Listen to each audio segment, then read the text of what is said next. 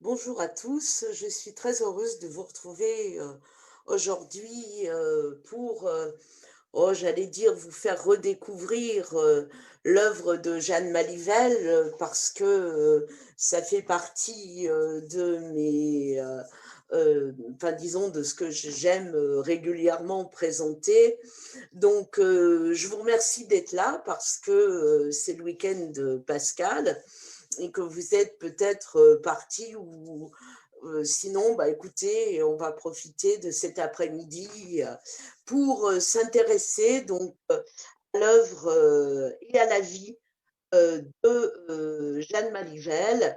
Donc, je vais commencer donc par le partage d'écran. Pendant que je fais ce partage d'écran, Claude, qui est comme d'habitude s'occupe de toute la partie technique, sera là pendant que je parlerai pour vous pour attendre vos questions, si vous en avez sur l'œuvre de Jeanne Malivelle. Alors, j'appelle souvent la présentation de Jeanne Malivelle une si belle âme quand on va regarder un peu son œuvre, parce que en dehors de la qualité absolument exceptionnelle de son travail, vous avez derrière, j'allais dire, une belle personne, comme on dit aujourd'hui, avec tout un travail derrière terriblement humaniste, magnifiquement spirituel. Et j'espère vous aider à travers cette heure ou heure et quart que l'on va passer ensemble à découvrir Jeanne. Derrière son œuvre et son âme, il y a aussi toute la volonté pour elle et pour un certain nombre de ceux qui l'ont entourée, mais elle a toujours été pionnière, elle a toujours été leader de faire renaître l'art populaire breton à travers son œuvre. Alors, c'est une courte vie, hein. Jeanne meurt, elle a 31 ans, elle est enceinte, malade, et elle va laisser une œuvre, je le redirai, mais euh, bien sûr inachevée, mais dans le même temps une œuvre d'une extraordinaire maturité. Voilà, donc on va partir à la découverte de Jeanne Malviel. Alors, aux origines de la vocation de Jeanne, il y a trois choses: un lieu, une famille et une foi. Hein. Le premier, c'est l'Oudéac. L'Oudéac, c'est le pays gallo, c'est le plein cœur de la Bretagne. Et la famille Malivelle s'est installée là, sont des négociants, commerçants, et on est en plein cœur de la Bretagne. Hein. C'est un L'Oudéac, c'est un carrefour, hein, au cœur du centre Bretagne, et on est au cœur aussi, enfin on est dans le pays gallo, hein, pas dans le pays bretonnant, et Jeanne va garder un attachement réel à ses origines galaises et en particulier au collectage qu'elle va faire. Elle a été pour cela influencée par sa grand-mère. On aura l'occasion régulièrement de parler des 16 breurs, les 7 frères, mais derrière, c'est un conte que sa grand-mère connaissait et qu'elle lui contait. Et Jeanne l'a transcrit d'ailleurs en gallo, et par ailleurs, elle a fait du collectage de chants, de poèmes, de contes en gallo. Voilà, donc il y a un attachement très fort à ses origines.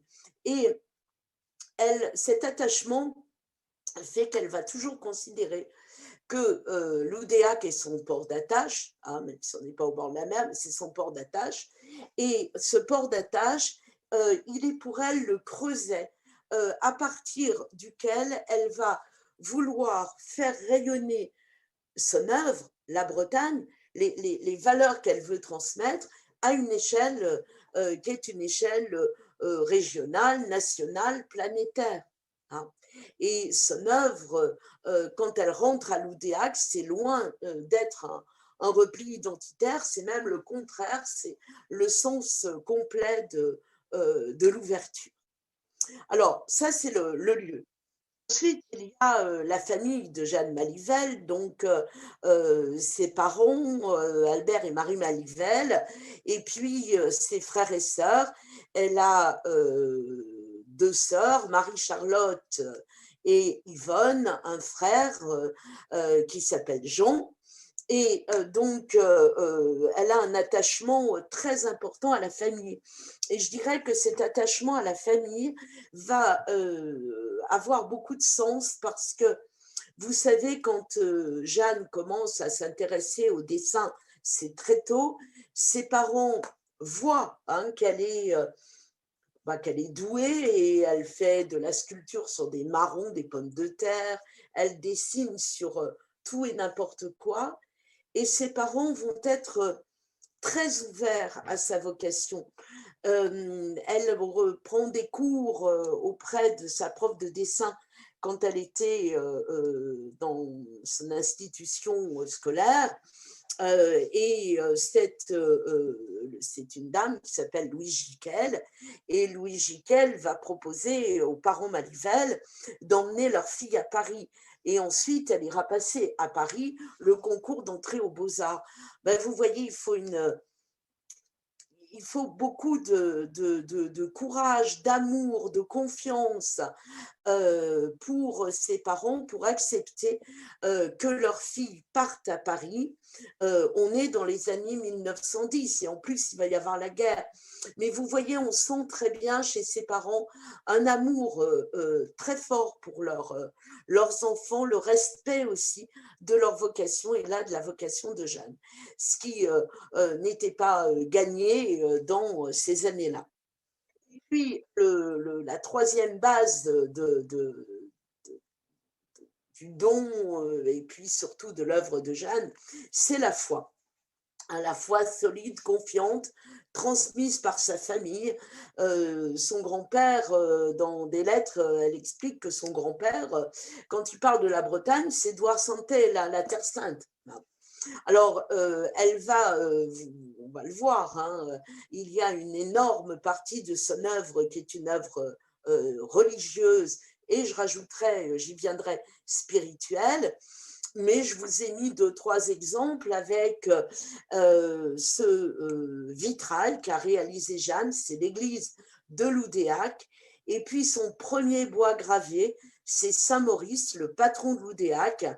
Quand elle commence à découvrir la gravure, Saint-Maurice du Haut, et qui est représenté de manière très subtile, avec d'un côté sa crosse, mais aussi une main qui est une main qui bénit et qui enseigne, et qui est une main qui bénit, qui enseigne les enfants. Voilà, donc vous avez cet attrait-là. Et elle va passer aussi pas mal de temps à travailler sur les pardons, les chapelles, et il y aura chez elle un attachement très fort, en particulier aux chapelles, et elle regrette à un moment donné qu'il n'y ait pas en Bretagne autant de chapelles qui soient, comment dire, modernes, contemporaines pour elle, et elle rêve de ces chapelles. Malheureusement, il y en aura, mais elles arriveront plus tardivement. Voilà, donc, vous avez cette représentation aussi de cette foi simple et profonde dans les visages de femmes, mais particulièrement les visages d'hommes, très finalement représentant à la fois la profondeur de leur âme et la souffrance de la vie quotidienne. Alors, qu'est-ce qu'on a comme source pour travailler sur l'œuvre de Jeanne? On a évidemment son œuvre, donc peinture, gravure, illustration, etc. Mais on a aussi deux autres sources très intéressantes. Ce sont des petits cahiers quand elle allait dans les bibliothèques, dans les expositions, elle écrivait, elle dessinait et sur ses petits cahiers, il y a à la fois des références bibliographiques, des commentaires parfois assez rigolos, faut l'avouer, et puis voilà, des dessins qui, qui représentent d'ailleurs une méthode de travail sur laquelle j'y reviendrai qui est particulière. Et puis, il y a des lettres. Elle a échangé beaucoup de lettres, et en particulier avec une femme de ses amies, comme on disait à l'époque, une amie de cœur, qui s'appelait Anne Le Vaillant, qu'elle a rencontrée à Paris, avec qui elle a travaillé, qui est... Alors, j'en étais aux sources, je vous parlais des petits cahiers sur lesquels Jeanne travaillait. Eh bien, il y a aussi donc ces lettres et je vous disais qu'il y a une correspondance euh, importante qui a été faite avec son ami de cœur, donc qui était peintre, qu'elle a rencontré à Paris et c'est avec elle qu'elle a fait sa brève participation aux ateliers d'art sacré. Et donc, elle va beaucoup échanger avec Anne Le Vaillant, qui va devenir après Anne Le Guaziou. Elle épouse un libraire éditeur de Quimper. Et voilà, et donc dans ces lettres échangées, il y a aussi beaucoup de petits dessins, de choses assez drôles aussi, et une notion très forte de la famille. Elle demande régulièrement à Anne Le Vaillant bon, des nouvelles de sa vie, voilà, et, voilà, donc un attachement presque familial avec cette amie de cœur. Alors, il y a aussi deux autres articles, et il y a à la mort de Jeanne un livre qui va être qui va paraître, pardon, grâce à Octave Louis Aubert, qui est un écrivain mais aussi éditeur, à Tibresse, donc à Saint-Brieuc, et qui s'appelle Jeanne Malivelle, son œuvre et les sept frères, et qui a été réalisé grâce à la volonté de sa mère Marie Malivelle. Et sa mère Marie Malivelle, par l'intermédiaire d'Anne Le Vaillant, va même demander à Maurice Denis que s'il est possible qu'il fasse la préface de cet ouvrage, et Maurice Denis va le faire, même si il apparaît assez clairement que les liens qu'il entretient avec Anne Le Vaillant sont très forts, mais que les liens avec Jeanne Malivelle étaient, disons, des liens plus ténus. Voilà.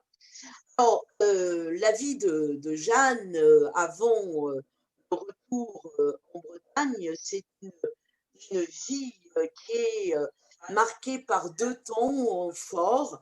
Le premier, ça va être la Première Guerre mondiale.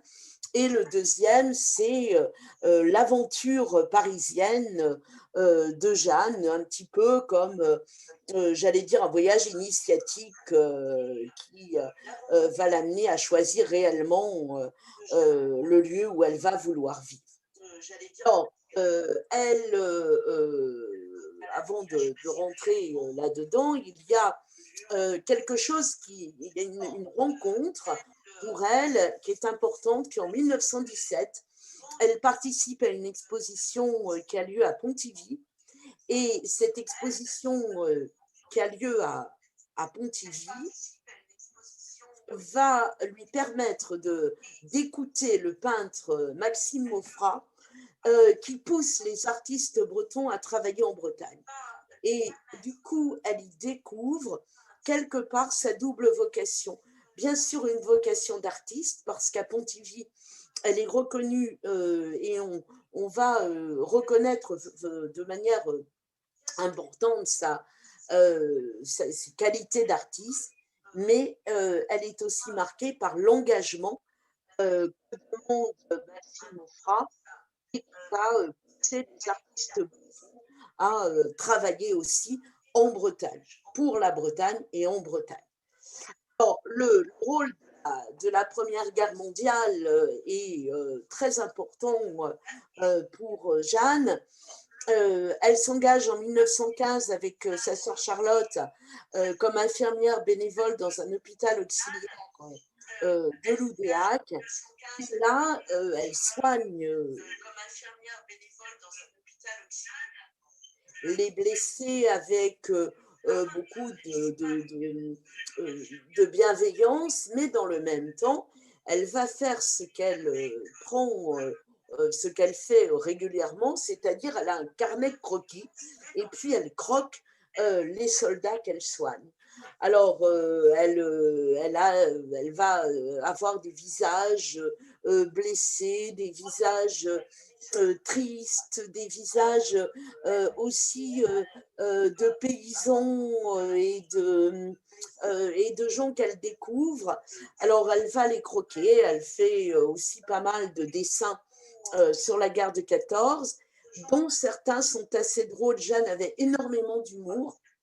Et il y a un dessin que je trouve particulièrement rigolo. Vous avez, c'est celui qui est à droite sur votre écran, où vous avez deux poilus, dont un qui est en train de lire et il y en a un, celui qui est debout lui dit mais que fais-tu, qu'est-ce que tu fais? Et l'autre lui répond eh ben voilà, je lis les lettres de Madame de Sévigné. Et l'autre lui dit ah bon, c'est ta marraine de guerre. Voilà. Donc c'était ça l'humour de Jeanne, on pourrait en reprendre, mais celui-là est particulièrement drôle. Voilà, elle était pleine d'allant, pleine de joie, et pourtant elle a eu une vie difficile, mais elle avait cette ouverture et cette confiance dans la vie malgré tout. Alors, lorsque la fin de la guerre de 14-18 arrive, il va y avoir en Bretagne, comme ailleurs, le développement des monuments aux morts. Sauf qu'en Bretagne, dans beaucoup de cas, les monuments aux morts sont des monuments aux morts un peu originaux.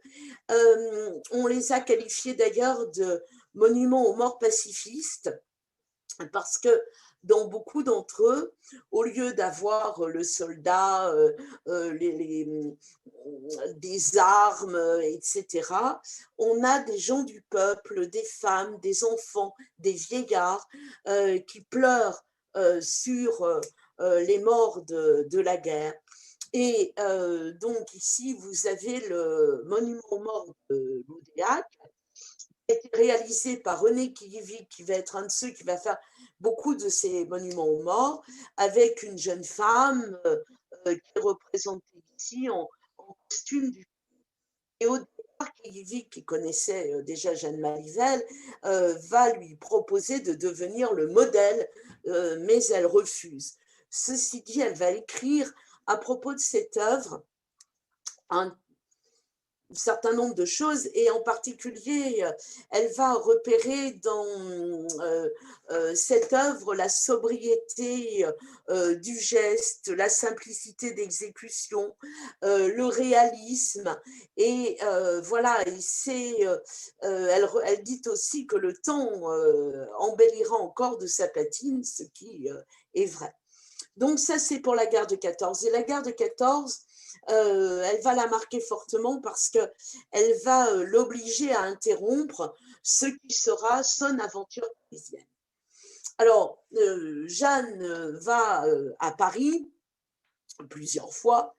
Elle y va au départ pour une visite avec Louise Giquel, sa professeure de dessin, qui emmène quelques jeunes filles, quelques élèves à elle, découvrir Paris et en particulier découvrir les ateliers dans lesquels on travaillait à Paris. Et cette arrivée de Jeanne à Paris va se faire dans un premier temps à ce qu'on appelle l'Académie Julian. L'Académie Julian, c'est une académie, une école de dessin, une école d'art, dans laquelle, à l'époque, on accueillait les filles parce que quand Jeanne va passer les beaux-arts, bien sûr que les filles peuvent en faire partie, d'abord depuis pas très longtemps, l'extrême fin du 19e siècle, mais les filles ne peuvent pas faire tout. Elles ne peuvent pas suivre tous les ateliers et en particulier ce que permettait l'Académie Julian, c'était d'avoir accès aux nus et aux nus masculins. Ce qui fait qu'à l'Académie Julian, on trouvait des filles et puis on trouvait pas mal aussi d'artistes américains parce qu'aux États-Unis à l'époque, on n'avait pas le droit de peindre, on n'avait pas d'école d'art qui permettait, qui donnait la possibilité de peindre des nus. Hein, donc voilà, donc elle va découvrir cette Académie Julian qu'elle fréquente et puis elle passe surtout le concours des beaux-arts à Paris. Et à sa première, donc elle participe au concours et elle entre 14e aux beaux-arts. Sauf que c'est la guerre hein, et c'est l'époque des bombardements de Paris et la famille Manivelle va demander à sa fille de bien vouloir rentrer à l'Oudéac pour échapper aux risques que représentaient les bombardements.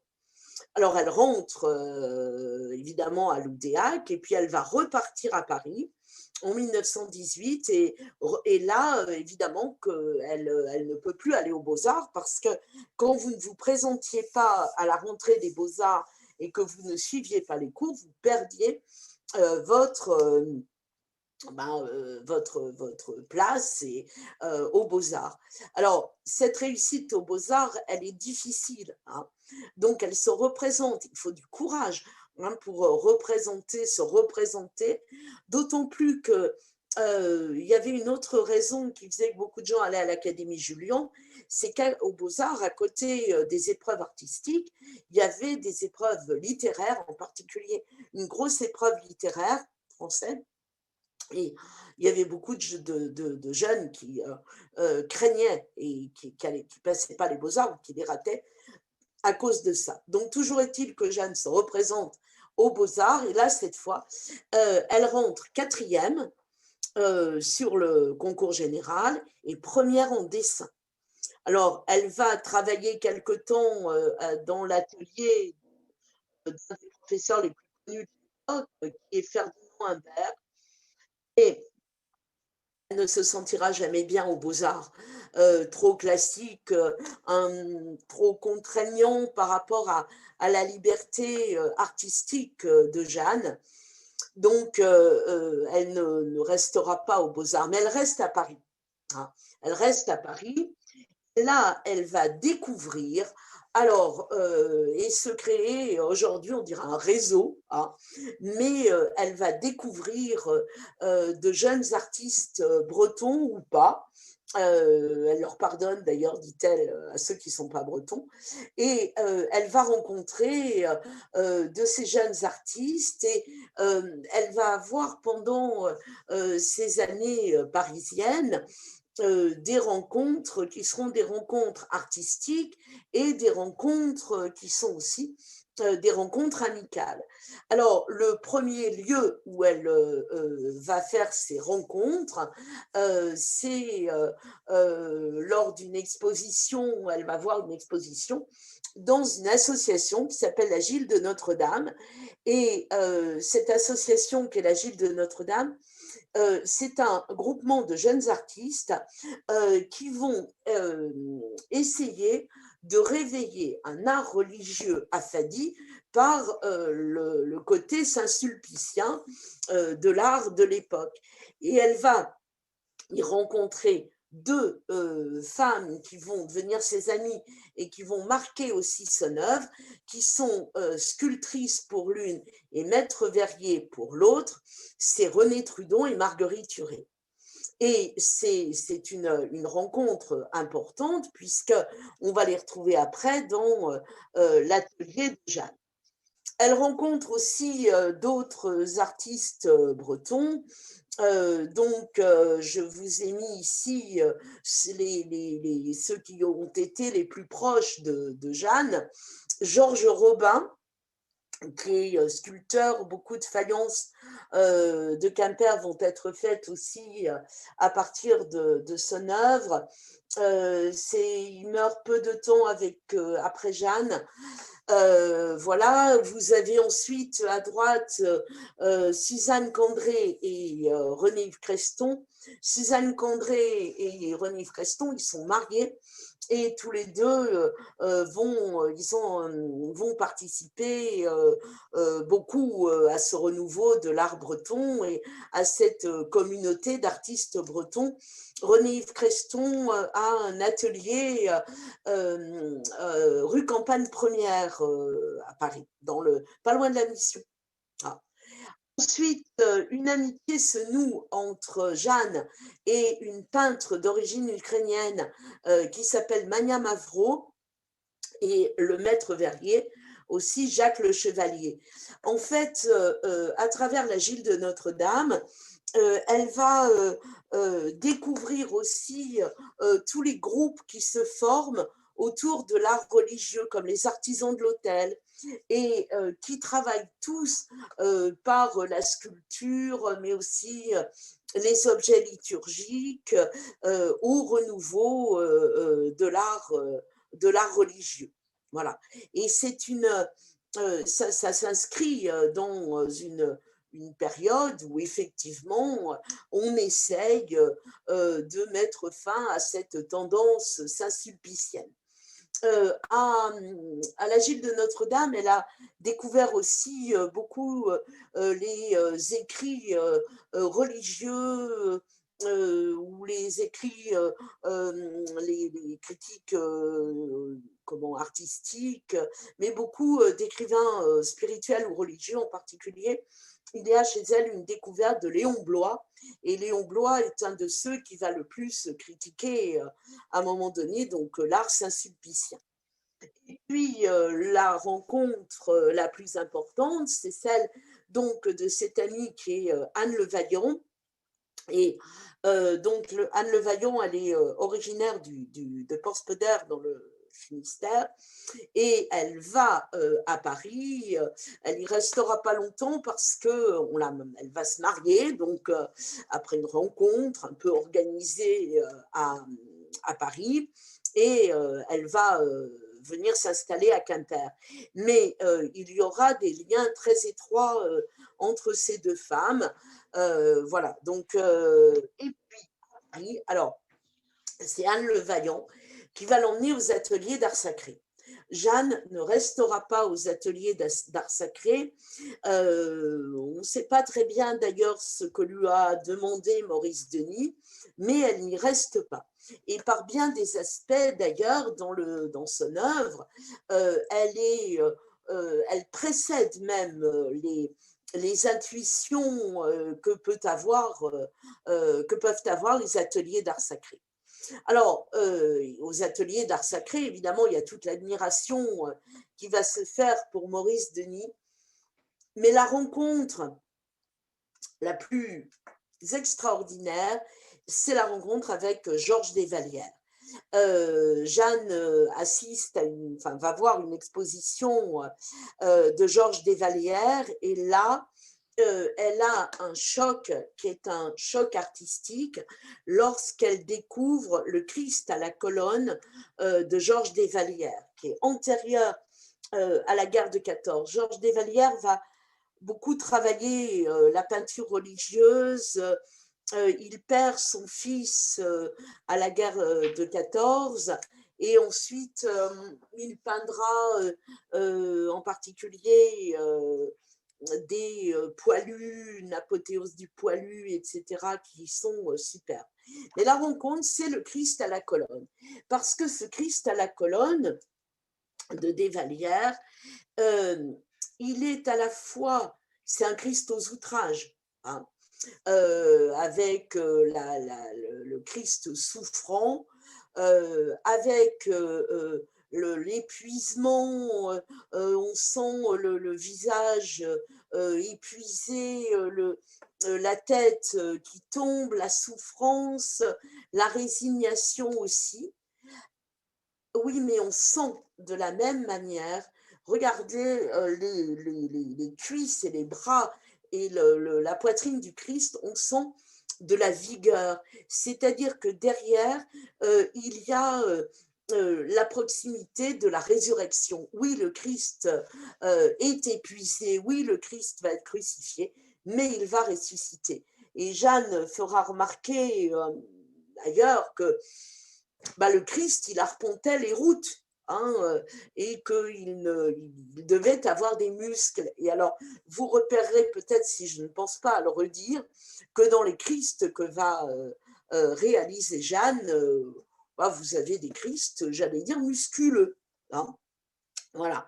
Alors, elle ne restera pas pour autant aux ateliers d'art sacré. Il y a chez elle, par rapport à Maurice Denis, une admiration très forte, mais en même temps, elle ne fait pas partie du premier cercle de Maurice Denis. Et je dirais que il y a chez elle une timidité par rapport à Maurice Denis. Ceci dit, elle a lu et elle lit les textes religieux sur la peinture religieuse qu'écrit Maurice Denis et elle va en tirer largement profit. Or, à Paris, elle va louer un atelier qui est rue Notre-Dame-des-Champs et cet atelier de la rue Notre-Dame-des-Champs, elle va en faire quelque part le cœur des artistes et des Bretons de Paris. Alors pourquoi l'atelier Sainte-Anne? Parce que Jeanne est très croyante et que dans la tradition, on dit toujours que si vous donnez le nom de Sainte-Anne à un lieu qui n'est pas en Bretagne, eh bien c'est comme si on était en Douar-Santel dans la terre sainte de la Bretagne. Donc elle appelle son atelier l'atelier Sainte-Anne et elle va lui faire une expérience qui est une expérience fraternelle. Elle va même parler dans ses écrits de cet atelier comme d'un socialisme amical, une espèce, vous savez, presque un phalanstère, dans lequel chacun s'exprime en fonction de ses dons et de sa personnalité. Et là, Jeanne rayonne sur cet atelier, beaucoup plus d'ailleurs que l'image, la photo ne le fait penser. Et donc, elle attire autour d'elle, on l'appelle la madré. Hein. Et elle attire autour d'elle Georges Robin, sur lequel elle est appuyée, et puis René Trudon, Marguerite Turé, Mania Mavro dont je vous ai parlé, voilà, qu'on retrouve dans cet atelier de la rue Notre-Dame-des-Champs. Et là, pendant ces années parisiennes, et ça c'est quelque chose de très intéressant, Jeanne va se faire historienne et théologienne. Euh, elle a comme formation une formation artistique. Eh bien, elle va être en même temps une autodidacte de génie dans le travail d'histoire comme dans le travail de la théologie. Alors, dans le travail d'histoire, en fait, elle va beaucoup dans les bibliothèques. Elle va dans les églises, hein, mais elle va aussi beaucoup dans les bibliothèques. Et il y a deux bibliothèques qui l'attirent tout particulièrement, c'est la bibliothèque Fornet et évidemment la Bibliothèque nationale. Et là, elle travaille, par exemple, quand elle va devoir travailler pour l'histoire de notre Bretagne, elle travaille comme une historienne. Donc, elle cherche des sources dans un premier temps. Dans un deuxième temps, elle travaille ces sources et elle les confronte les unes aux autres. Et c'est quand elle ne se contente jamais d'une seule source, hein, ce qu'un historien ne fait pas non plus. Hein. Donc, elle va chercher les sources, elle les travaille, elle les confronte, et quand elle a fini de les confronter, eh bien, là où en histoire on nous ferait faire une dissertation, eh bien, elle rend un travail qui est un travail artistique. Alors, je vous ai mis deux exemples pour ça, cet aspect historique. C'est en bas à droite la représentation de Saint-Cadeau, qui est une gravure sur bois, et c'est pour donc un de ces moines venus de Grande-Bretagne, un de ces moines britanniques hein, qui arrivent et qui vont évangéliser la petite Bretagne, c'est-à-dire l'Armorique, et lui donner globalement ces structures tant villageoises que religieuses. Et en particulier, elle fait tout un travail sur l'habitat dans ces 5e, 6e siècles pour localiser, enfin intégrer son sac à dos dans un contexte historique qui soit évidemment le bon. Et puis le deuxième exemple, parce que il fait la transition entre d'un côté l'histoire et de l'autre la religion, c'est cet exceptionnel Saint Judicaël. Alors, Judicaël, roi de Bretagne, et ce Judicaël, roi de Bretagne, on voit qu'il est roi. On voit qu'il est roi, il a la couronne sur la tête et il a l'épée. Il tient l'épée, il a le manteau qui donne aussi la représentation d'un roi, et c'est la base. Hein. Mais quand on regarde de près, d'abord, vous avez un travail qui est un travail d'entrelacs. Jeanne, quand elle arpente les bibliothèques, va beaucoup travailler sur les manuscrits irlandais et sur leur influence. Elle va même tellement travailler dessus, elle voit les subtilités, les différences entre Bretagne, Irlande et même au sein de l'Irlande. On lui demandera même de faire une conférence sur toute cette symbolique artistique irlandaise. Bon, mais quand on regarde de près, Judicaël, il ne voulait pas être roi. Hein. Il a été roi parce qu'il a dû être roi, mais il ne voulait pas au départ être roi. Les, il y avait même, j'allais dire, une retenue très forte.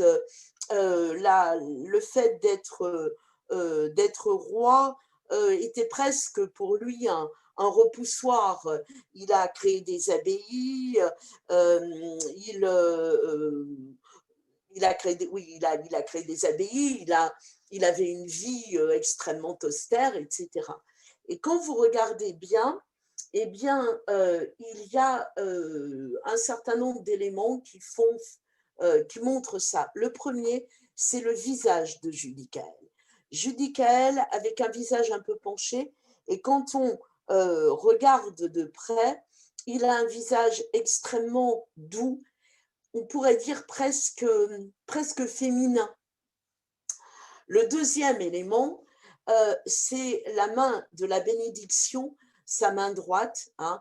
La main gauche tient l'épée, mais la main droite, elle est le long du corps et elle suggère par les doigts tracés la bénédiction. Et puis, la forme du manteau. Hein.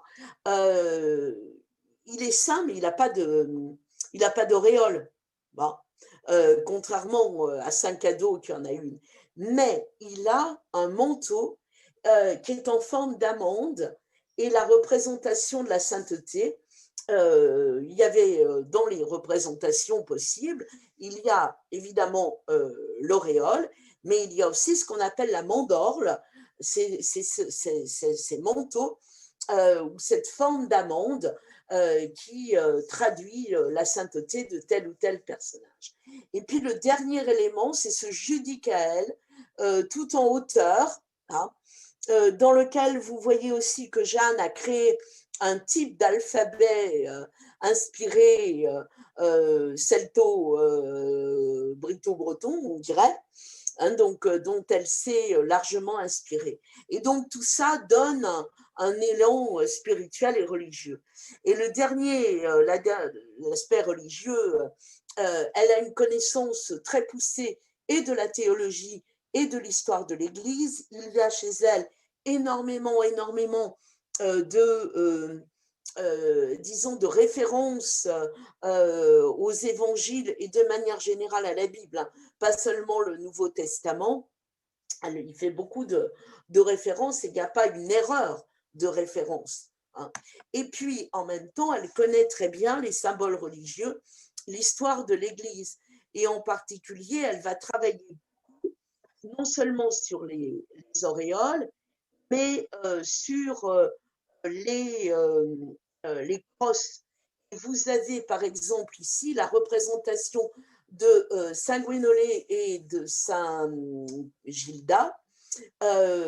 Et Saint Gilda est représenté avec sa crosse, mais tournée vers lui. Il est représenté comme un père abbé. Quand la crosse est tournée vers soi, c'est le père abbé. Or, la plupart de ces premiers saints bretons étaient aussi des évêques.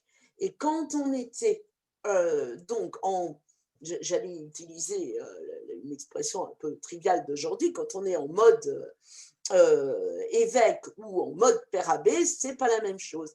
Quand on est dans la représentation du père abbé, le père abbé, il est tourné vers sa communauté et donc la crosse est retournée vers lui. Mais quand le père abbé est aussi évêque, eh bien, la crosse est tournée du côté des fidèles. Voilà. Donc, elle se fait historienne, elle se fait théologienne. Historienne, elle va travailler aussi les grandes histoires de la Bretagne. Ici, elle fait une représentation très subtile du camp de Conly avec la mort qui rôde et puis ce soldat en train de mourir, peut-être du typhus ou autre. Le caractère à la fois résigné de ceux qui le veillent, y compris du prêtre, qui est debout auprès donc de ce soldat mourant. Elle va s'épanouir aussi. Alors ça, c'est la grande révélation de Jeanne, c'est que tout ça va s'accompagner, ce travail de théologienne ou d'historienne va s'accompagner de la gravure sur bois. Elle découvre la gravure sur bois quand elle est à la Gile de Notre-Dame. Et là, elle va dévorer tout ce qu'elle trouve sur la gravure sur bois, à la fois asiatique, mais aussi médiévale. Et là, eh bien, elle va être aussi autodidacte. Elle a ramené, quand elle était infirmière à l'UDEAC pendant la guerre, elle avait gardé un scalpel. Donc, elle va garder ce petit scalpel et elle va travailler le bois. Il faut un bois dur pour faire des bois gravés. Et c'est avec un poirier du jardin de son père qu'elle va pouvoir travailler ces bois gravés. Et ces bois gravés, vous voyez, ce qui est particulièrement marquant, c'est qu'ils sont tout petits, c'est-à-dire une douzaine de centimètres. Mais quand vous les agrandissez, hein, quand vous voyez, alors il n'y en a plus, hein, ils ont disparu, ils ont brûlé au moment de la guerre, et quand vous regardez de près, plus d'habitude, un bois gravé, plus vous l'agrandissez, plus ça devient difficile à exploiter. Non, vous vous rendez compte ici, en agrandissant les bois gravés, la qualité du détail, le travail qui est derrière. Vous avez cette arrivée à gauche des Saint-Bretons en armorique. Vous pouvez regarder le travail extraordinaire, en particulier de l'eau, et puis les détails des rochers et le jeu du noir et blanc avec ces Saint-Bretons sur leur querague noire, et puis deux choses qui se détachent, l'auréole de la sainteté et derrière les croix celtiques des évangélisateurs. Alors, avant de passer à son retour en Bretagne, il y a une question que l'on va se poser, qui est le problème, enfin, qui est la question du rapport entre Jeanne et la question bretonne. Quand elle est à Paris, elle rencontre donc tous les artistes dont je vous ai parlé, mais elle est très engagée dans la défense de la Bretagne. Elle, par exemple, elle va suivre à la Sorbonne le soir des cours de breton. Elle, la jeune fille du pays gallo, s'intéresse aux deux langues de Bretagne et suit avec un certain nombre d'autres bretons les cours que dispense Eugène Régnier le soir à la Sorbonne. Et ces cours d'Eugène Régnier vont mobiliser beaucoup les jeunes gens, les jeunes bretons qui sont à Paris. Et là, elle fait connaissance de deux leaders bretons qui sont Olivier Mordrel, et qui a bretonnisé son nom comme Maurice Marchal, qui est donc Olivier Mordrel, et puis Morvan Marchal. Olivier Mordrel, il y a aussi avec lui, disons, des liens liés à leurs études. Lui fait de l'architecture, par exemple. Et ils vont lancer un journal auquel Jeanne participe et qui s'appelle Brezatao. Et en même temps, elle voit naître la version parisienne des grandes organisations défendant la question bretonne. Et elle va participer, par exemple, à la création de l'Unvagnès Juan-Quisbrez, l'Union de la jeunesse bretonne, qui se prépare à Paris. Sauf que Jeanne, elle n'est pas nationaliste. Et le problème, c'est que toute une partie de ceux qui adhèrent à Brezatao sont des gens qui, petit à petit, vont devenir ultra-nationalistes, avec les conséquences que l'on connaît sur le plus long terme, c'est-à-dire pendant la période de la guerre.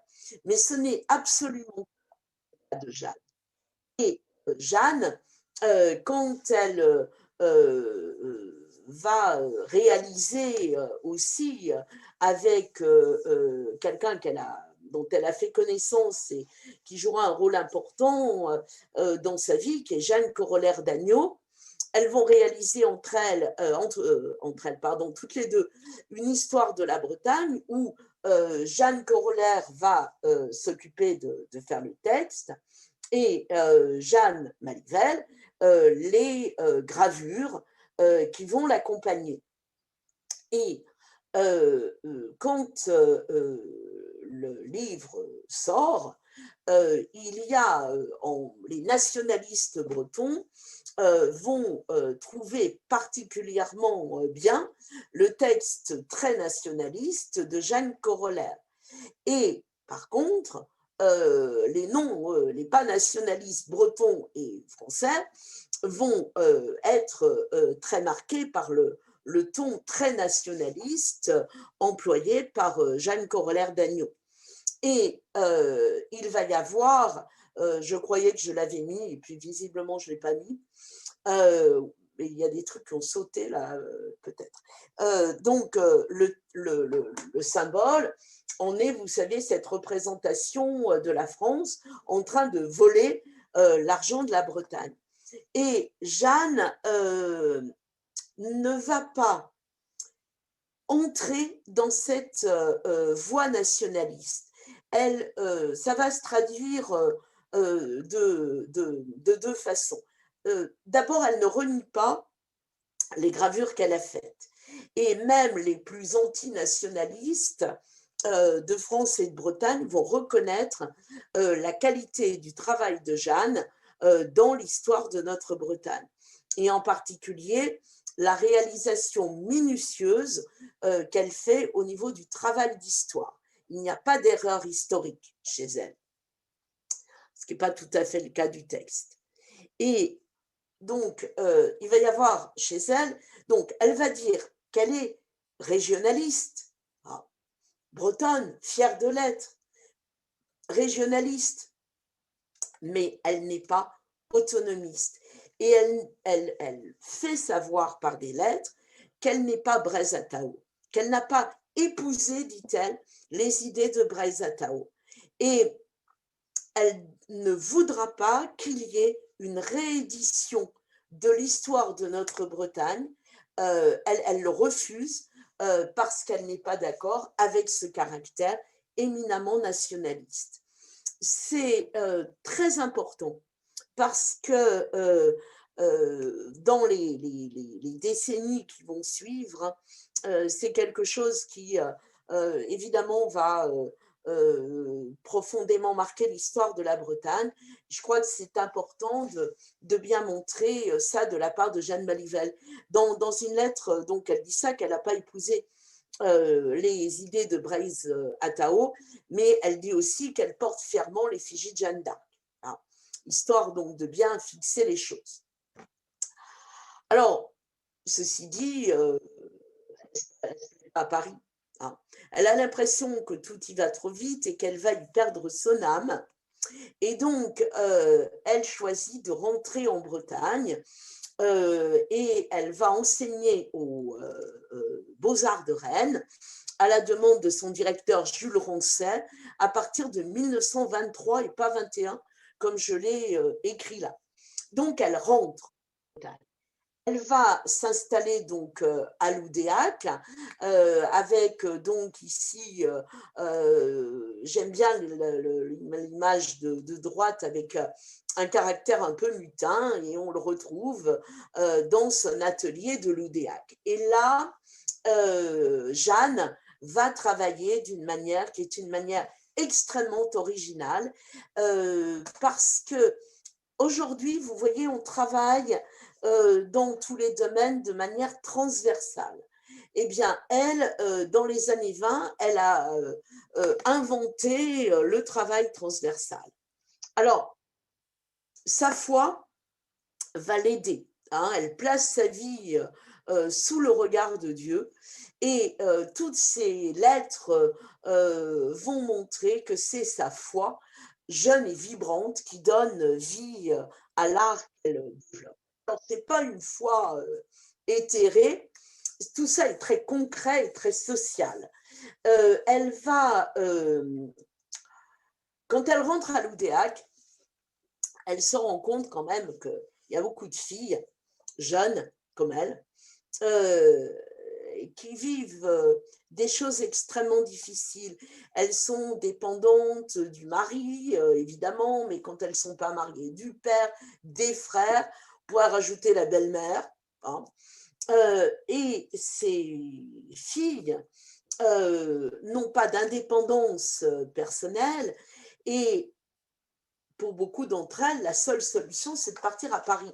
Or, Jeanne, elle connaît Paris, elle a vu aussi les gens qui se frottaient aux problèmes parisiens et elle voudrait empêcher à ses filles de repartir. Et donc, elle a l'idée, mais malheureusement, elle meurt très vite, mais elle a l'idée de relancer le travail du textile pour faire travailler en Bretagne des filles, pour leur éviter deux choses, la dépendance, donc leur donner une indépendance financière, mais éviter aussi l'exode rural et derrière le départ pour Paris. Et donc, elle va faire travailler la laine, le chanvre, pour faire ce qu'on appelle le garrot. Et puis, elle va aussi beaucoup faire travailler le lin, parce que Loudéac est un des cœurs de la production de lin de Bretagne. Hein, c'était la Bretagne bleue de l'intérieur, avec donc les fleurs du lin.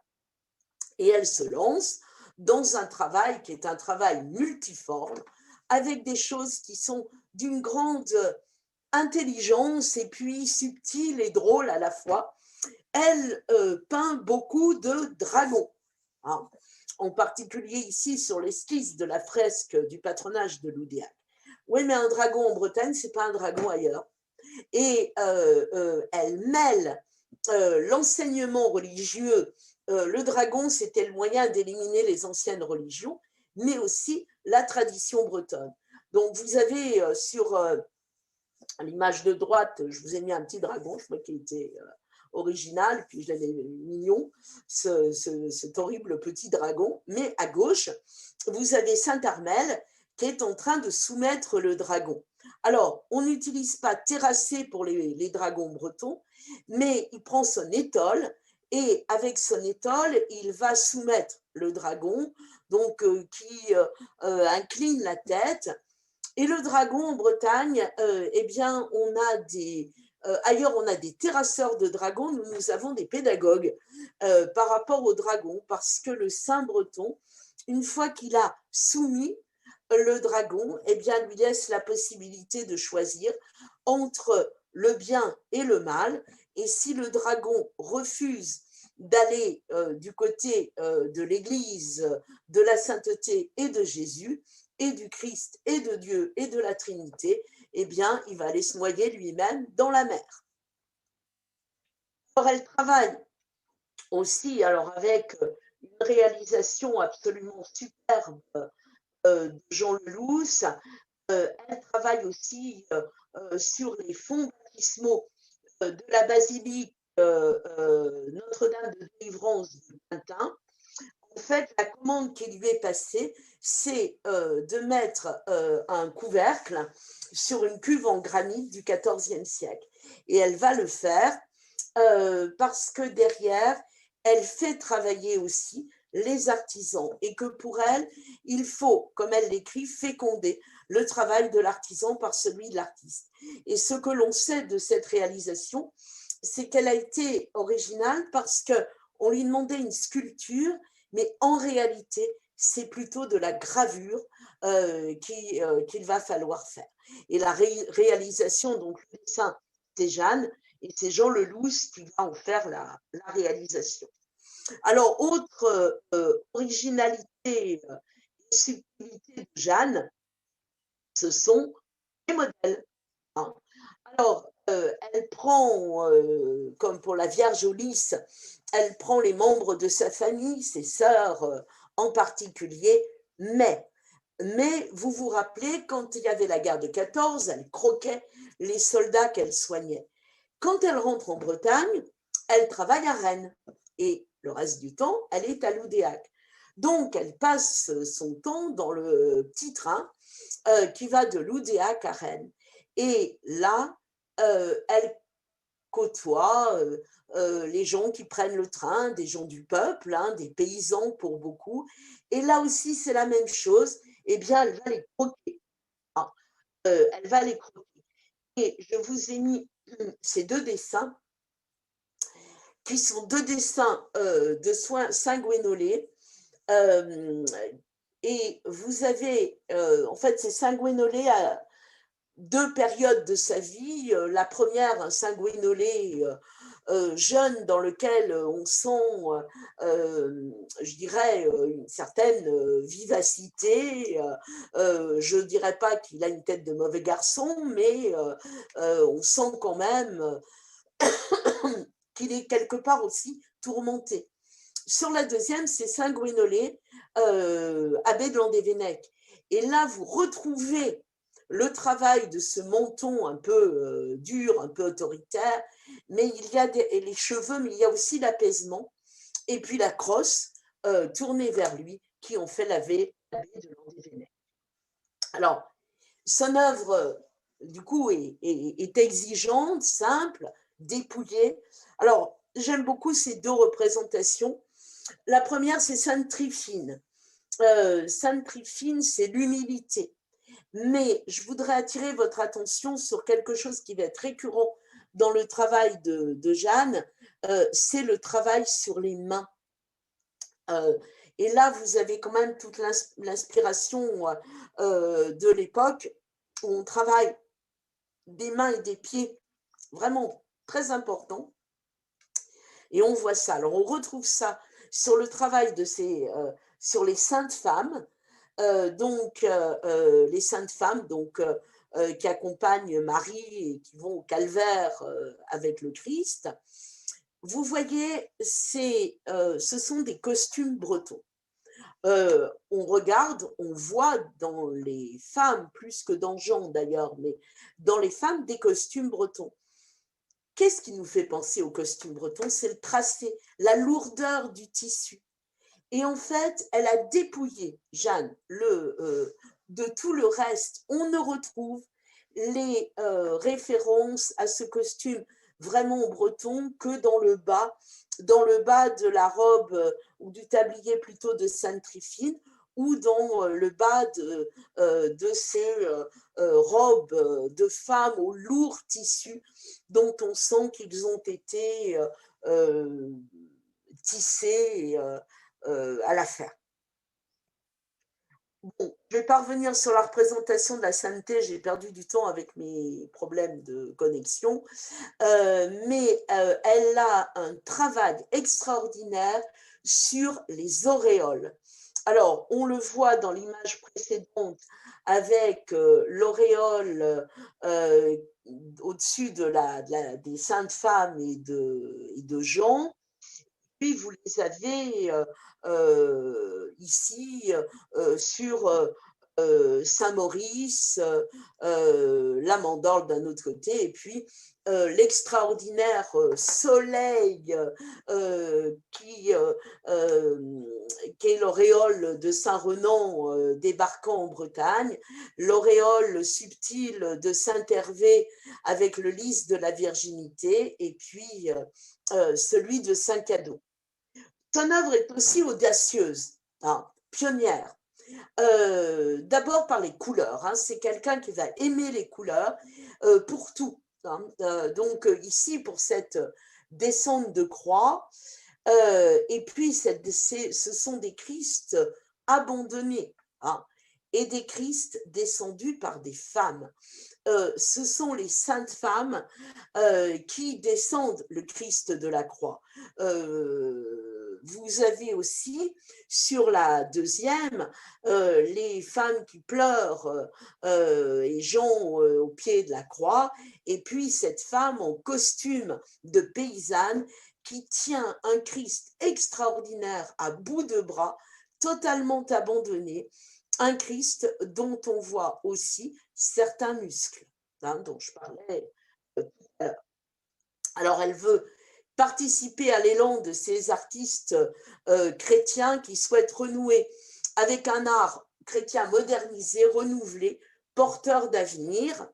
Donc pour elle, qu'est-ce qu'elle cherche dans une œuvre d'art religieuse? Le regard, en particulier les statues, le regard, mais c'est vrai aussi des dessins, la beauté, la sobriété et la piété. Donc je vous ai mis d'un côté la Sainte Mère de Dieu, qui est un projet réalisé par René Trudon à la Manufacture Henriot-Quimper, semble-t-il en 1925, et puis de l'autre côté, l'étude pour un Christ, avec ses mains, ses pieds, et le regard, et puis là aussi le travail extraordinaire sur les auréoles. Alors, elle travaille aussi la fresque, avec l'idée derrière de voir, d'éviter que la culture bretonne ne file trop vers les bignoiseries, avec en particulier cette peinture murale. C'est plus de la peinture murale que de la fresque d'ailleurs, qui avait été faite au patronage de l'Oudéac, qui a été détruit ensuite. Elle s'abîmait et la décision a été prise malheureusement de la détruire, où vous retrouvez tous les saints bretons.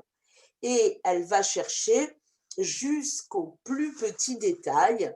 Alors, je vous ai mis le détail de Judicaël avec ce visage presque féminin dont je vous parlais. Et puis, pour le Saint-Brieuc de la fresque, enfin de la peinture murale de Loudéac, c'est Saint-Brieuc pleurant sur ses ouailles. Et le détail va jusqu'à représenter au coin de l'œil gauche de Saint-Brieuc la larme qui sort, qui est en train de sortir des yeux de Saint-Brieuc.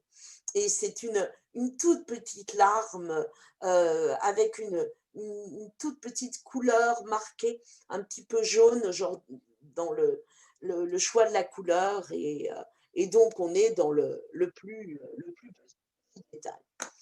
Alors, je suis désolée, je vais un peu vite, mais c'est ma faute de tout à l'heure. Elle est familiarisée aussi fortement avec l'œuvre d'autres artistes bretons. Alors, je vous en ai mis deux. Elle a gravé pour la publication, après la mort de Jan Berkelor en 1917, pour l'ouvrage qui va sortir, qui s'appelle Arendaoulin, à genoux, qui est un livre en bilingue, écrit en bilingue par Jan Berkelor, et où elle retrouve, où il y a aussi ses souvenirs de son carnet de guerre à Jean-Pierre Calor. Et elle va l'illustrer dans une de ses lettres. Elle dit que ce qui la frappe particulièrement, c'est le rapport aux chapelles que l'on a dans cette œuvre. O douster en ovren et nur chapelle, urchapelique d'Hydrous, et mes œufs brésisés. Oh, la douceur des messes dans une chapelle, une petite chapelle au cœur de la campagne bretonne. Et puis, il y avait aussi ce projet de la publication des contes et légendes de Bretagne de l'abbé Cadic, qui était le fondateur et le prêtre de la paroisse bretonne de Paris. Elle va faire aussi de l'illustration. C'est le père de Jeanne Corlaire qui la met en relation avec l'abbé Perrotte, et elle va publier un certain nombre d'illustrations pour l'abbé Perrotte, qui vont être réutilisées d'ailleurs dans Feuilles à Braise très régulièrement, sans que pour autant elle n'adhère derrière à ces idées nationalistes. On l'a dit. Ah. Voilà, donc il y a aussi cet attachement aux chapelles, les légendes et les traditions religieuses de Bretagne. Jeanne a toujours été proche de la mort. Quand elle a 20 ans, elle se dit qu'il faut toujours se tenir prêt à ce que la mort vous tombe dessus. Et donc, les descentes de croix sont nombreuses. Elle a fait une danse macabre magnifique pour Feuilles à Braise en 1921. Et puis, dans ces traditions religieuses, une qui est particulièrement belle, qui est Saint-Yves, au tombeau de Saint-Tugdual. Saint-Tugdual va créer donc,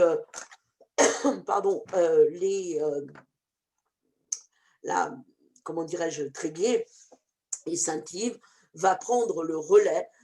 C'est un saint qui prend le relais d'un autre saint, du saint fondateur au saint moderne, puisque les saints étaient autrefois uniquement canonisés vox populi, et que Saint-Yves est le premier saint de Bretagne à être officiellement canonisé. Alors, tout ce travail, elle le fait dans la volonté de ne pas tomber dans le folklore et aller vers l'authenticité des choses. Alors, ça va se trouver dans l'aventure des Seisbreurs, puisqu'avec Suzanne Condré-Creston et René-Yves Creston, elle fonde pendant le pèlerinage du Folgouet en 1923 ce groupe extraordinaire pour être, moi au départ, les Seisbreurs. Elle va s'inspirer pour ça des pré-raphaélites. Elle va s'inspirer aussi du Bauhaus allemand, de l'expressionnisme, de l'art déco, de la littérature traditionnelle des pays du Nord. Et ça va lui permettre donc cette création que sont les Seisbreurs. C'est une fraternité, c'est la volonté de valoriser la culture bretonne sous toutes ses formes, toutes. Ah. Et en même temps, il y a plein de symboles. On travaille autour d'une table ronde. Voilà. Et il y a un élan qui est un élan du cœur. Et Jeanne est l'âme de cette fraternité. Ah. Et c'est vrai que quand à la fin de sa vie, il y a des tensions et des divisions, Jeanne, qui a pourtant créé les Seisbreurs, qui en est l'âme, va prendre ses distances. Et puis, dernière réalisation, c'est l'exposition internationale des arts décoratifs et industriels modernes, vous avez le titre complet, où l'on a demandé à Jeanne et au Creston de travailler. Alors, ça va être très compliqué pour eux parce que celui qui est un peu le grand Manitou de cette exposition côté breton, c'est Jean-Julien Lemordant, comme on l'appelait le peintre aveugle, parce qu'il avait été très grièvement blessé pendant la Première Guerre mondiale. Mais il y a des relations très difficiles entre Jean-Julien Lemordant et ces jeunes artistes tenant d'une réelle modernité. Alors, au départ, on prévoit 3 salles, un Tibraise conçu par Lucien Vaugois, et puis en réalité, au final, il n'y aura qu'une seule salle qui s'appelle l'Hosté, hein, donc un terme là aussi gallo, hein, et Jeanne va signer les meubles et Suzanne Creston les faïences qui seront éditées par Henriot à Quimper. Voilà. Alors, bon, finir, je vais balayer en 3 minutes, vous m'excuserez, l'œuvre brillante et inachevée de Jeanne. J'ai beaucoup insisté sur ce qui était religieux, mais à côté de ça, Jeanne va travailler sur les arts appliqués. Elle adore le quotidien, les objets du quotidien. Dans une des lettres à Jeanne Le Vaillant, elle lui dit, bon, écoutez, les objets du quotidien, il faut leur donner de la lumière, il faut leur donner de la couleur. Et elle va même jusqu'à dire, bah, dans les objets du quotidien, il y a des tasses à café, des assiettes, etc. Mais il y a aussi des chapelets.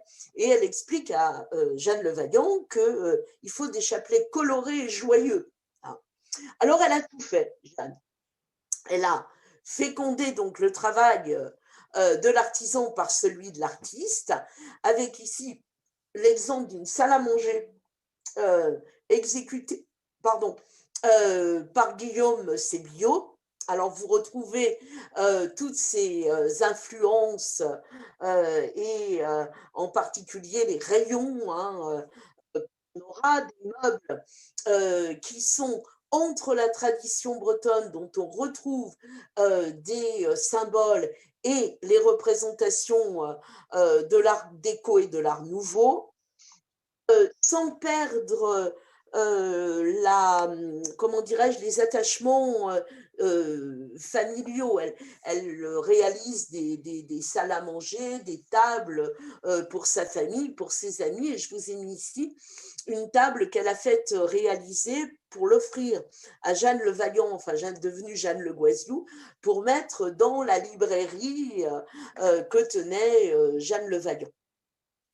Travail de la peinture et du dessin, avec ces visages au nez et au menton très marqués, taillés, l'influence japonisante avec le travail de couleurs originales comme le vert et surtout comme le rose, que l'on trouve par exemple aussi chez Maurice Denis et chez les les faïences et les céramiques, les verres avec un superbe plat festonné à décor populaire et à côté une assiette à décor géométrique qui était un service de table qu'elle avait prévu pour le pavillon breton de 1925 mais qui ne sera pas achevé.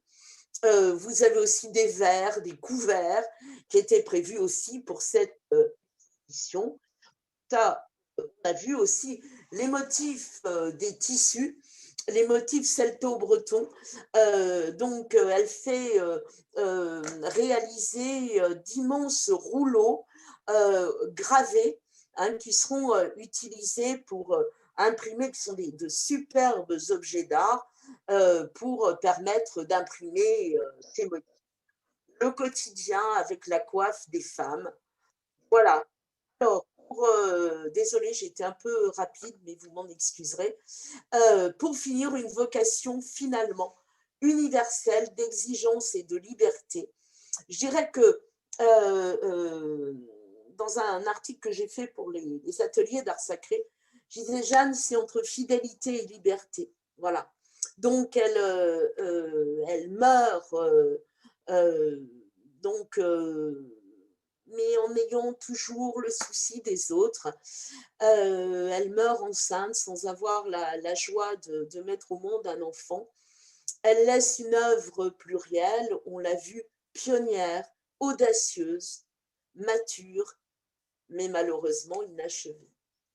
Voilà, je suis désolée d'avoir été un peu vite, désolée d'avoir perdu la connexion et je vous remercie beaucoup de m'avoir écouté. Claude?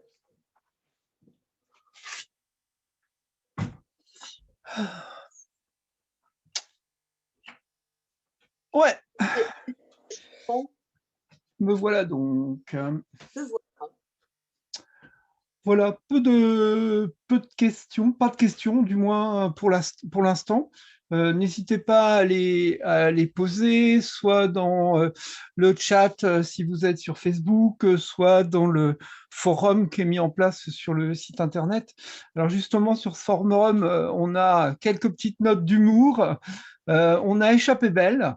Vincent nous avait fait remarquer que souvent on parlait de Jeanne Manivelle dans tes conférences. Et là, on a échappé belle. Brigitte, qui nous suivait, n'a pas compté le nombre de fois où tu l'as cité.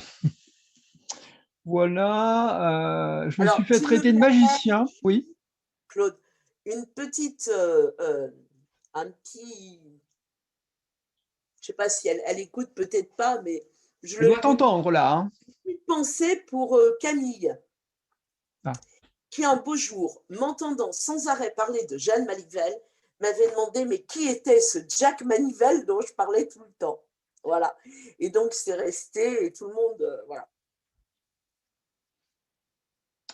Alors, j'ai cité la petite note d'humour de Vincent. Je me suis fait traiter de magicien, à reprendre comme ça un peu au pied levé.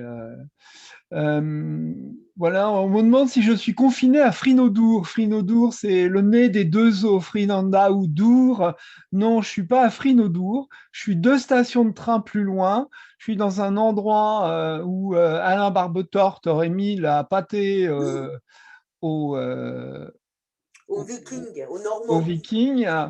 Non, et en fait, il l'a mis aux Anglais, un endroit qui s'appelle tout la Rouillette, le trou des hannetons. Euh, Peut-être dire, tu as cité René-Yves Creston, Oui, donc, qui était un peintre, mais qui a fait aussi autre chose sur l'art. les costumes. Ouais, peut-être dire 2 mots. Alors en fait, il a fait des tas de choses, René-Yves Creston. Il a travaillé sur, effectivement, il a été peintre, mais il a travaillé aussi beaucoup pour les, comment, les faïences, hein.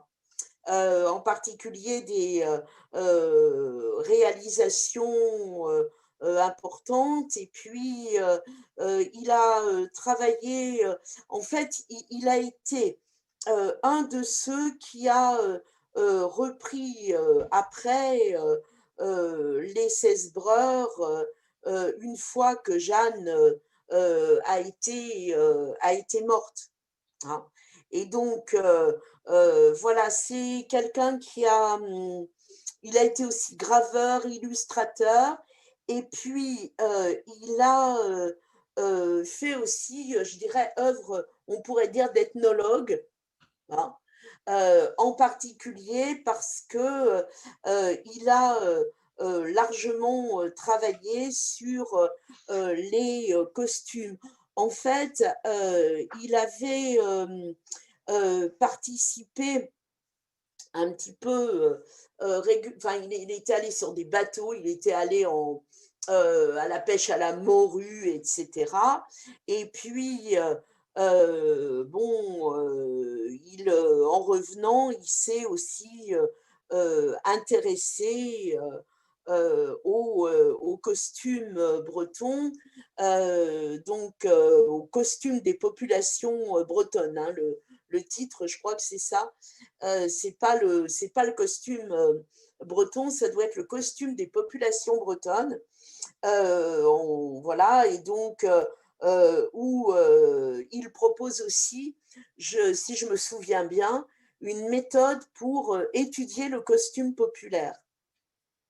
Je crois que c'est dans les... Il y a plusieurs tomes, hein, et dedans, si je me souviens bien, il y a une méthode, mais je ne le retrouve plus, hein. Voilà, donc, bon, voilà, donc il y aura, mais je ne sais pas s'il faut en dire plus ou Non, autre. non, Mais ça c'était. vaudrait le coup, tu vois, quasiment de faire un truc sur René Yves Creston et Suzanne Candré Creston. Parce que elle a fait un travail, en particulier pour Henriot, les faïences, etc., qui est un travail qui n'est absolument pas reconnu. En fait, ils sont restés mariés, puis ils ont divorcé. Et en fait, l'œuvre de René-Yves Creston a été protégée d'un côté, mais d'un autre côté, le travail de Suzanne Candré-Creston l'a pas été. Et même encore aujourd'hui, c'est difficile d'obtenir des informations sur son travail. Donc je pense que ça pourrait être... voilà, quoi. Alors, en effet, René-Yves Creston a fait l'ouvrage de référence sur le costume et la coiffe de Bretagne. Il décrit l'ensemble des modes vestimentaires Oui, ça, voilà. de Bretagne, et c'est avec la laisse, Ouais. qui est plus ancien. C'est un des rares à avoir fait ce Et ce qui me travail. semble intéressant aussi dans le travail de René-Yves Creston, c'est justement qu'en réalité, c'est un vrai travail d'ethnologie, alors que ce n'était pas son job au départ. Hmm. C'est quelqu'un qui va, pendant la guerre, il y a beaucoup de gens dans les 16 breurs qui malheureusement vont pas faire les bons choix pendant la guerre, mais Creston finira dans la résistance. Voilà. Alors, Dominique demande si elle a fait de la broderie et si Oui, elle a elle a. enseigné, et si elle a enseigné l'art. Alors, elle a enseigné la peinture et enseigné la gravure. Et elle ne se disait pas peintre, d'ailleurs. Elle n'aimait pas qu'on la décrive comme un peintre. Elle a, elle aimait qu'on la présente comme graveur. Voilà. Même si à l'origine, et d'ailleurs aux Beaux-Arts de Rennes, elle va aussi enseigner la gravure. C'est vraiment dans la gravure, la réalisation et même son enseignement qu'elle va, j'allais dire, vraiment s'épanouir. Oui, il y a de la broderie. Elle faisait des coussins, il y a elle faisait tout, hein.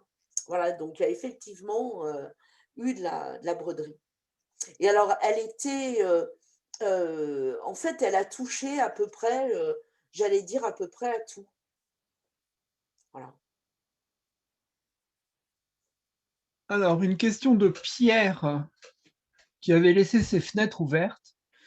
Euh, savez-vous, alors je la prends mot pour mot, mais savez-vous où on pourrait trouver ou acheter des œuvres de Jeanne Malivelle, voire des œuvres inspirées de Jeanne Malivelle, peut-être évoquer des bouquins ou des publications Alors, à il y a trouver. le bouquin que j'ai montré tout à l'heure, Jeanne Malivelle, son œuvre et les sept frères, alors qui est difficile maintenant à trouver, qui a été réédité par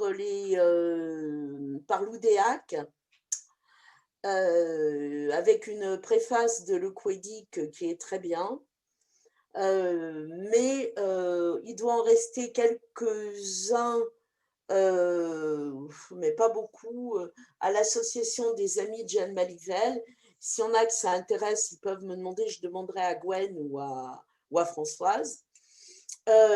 Ensuite, il y a un livre qui a été fait, mais qui est un peu ancien maintenant, d'Olivier Levasseur sur Jeanne Malivelle.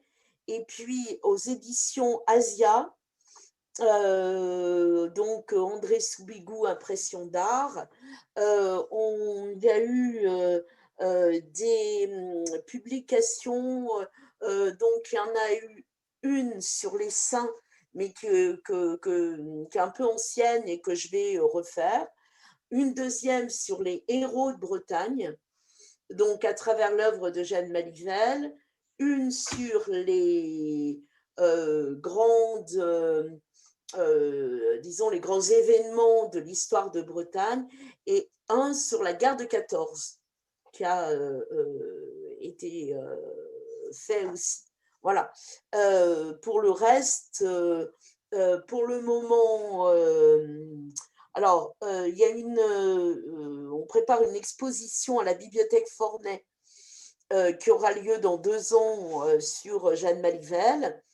Et puis là, j'ai commencé à voir avec l'association Jeanne Malivelle pour faire sur le site de la mission une petite, on mettra un petit article sur Jeanne Malivelle et puis une quinzaine d'œuvres de Jeanne Malivelle, essentiellement des bois gravés. Voilà. Mais il y a eu un livre aussi de Daniel Le Couedic, mais lui aussi qui est très ancien, qui était sur les 16 breurs. Voilà, il n'y a pas énormément de choses. Voilà. Donc, c'est essentiellement dans des bibliothèques qu'on peut trouver ces livres qui ne sont pas Oui, très alors, récents. en fait, moi, il m'en reste même plus. Il doit m'en rester un ou deux. Attendez, je vais vous montrer ce que c'est, si je réussis à en trouver. Alors, pendant que tu cherches, il y a Dominique qui nous cite un livre qui a été édité chez Cobb Braze sur Oui, Jeanne Olivier Malivelle. Levasseur, oui. Mais, voilà, donc il y a tous les livres dans cette édition-là. Voilà. Donc, qui s'appelle Quand Jeanne Malivelle gravait l'histoire de la Bretagne. Qui est paru chez André Soubigou. Et il y en a un qui est paru chez André Soubigou aussi, qui est très bien sur la guerre de 14. C'est pas moi qui l'ai fait, c'est comment Marc-Ambroise Rendu, et il est vraiment très bien sur la guerre de 14. Alors, ils sont en vente, mais je crois que ceux que j'ai fait sur les héros et tout ça, il ne doit plus y en avoir. Je pense qu'il doit en rester quelques-uns sur la guerre de 14, il doit en rester. Il y a eu aussi un colloque qui a eu lieu à Quimper en 2018, je crois. Il y a les actes du colloque. Et dans les actes du colloque, c'est assez intéressant parce que c'est différentes personnes qui ont participé. Et il y a des pointures. Il y a Daniel Le Couedic, il y a Denise Delouche, qui est professeur émérite maintenant à Rennes. Voilà. Et qui est très bien aussi. Mais là aussi, tout ça est à vendre s'il en reste. Sur faut regarder sur le site des Amis de Jeanne Malivelle. Mais il y avait dans l'idée de rééditer Révoltes et batailles, les héros, les saints et tout, mais là, on a été un peu arrêté dans notre élan.